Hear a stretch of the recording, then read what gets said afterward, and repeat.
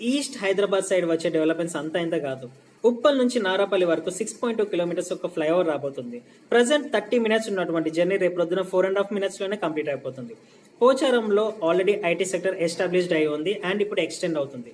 Ghatkesar outer ring road దగ్గర చుట్టూ satellite townships రాబోతున్నాయి.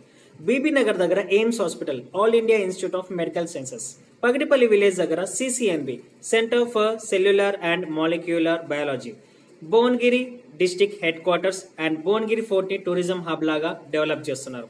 రాయగిరి ఇంకా యాదగిరి కూడా తీసుకుంటే కనుక ఉమ్మడి రాష్ట్రంలో తిరుపతి ఇంటర్నేషనల్ లెవెల్లో గుర్తింపున్నటువంటి టెంపుల్ ఉండేది.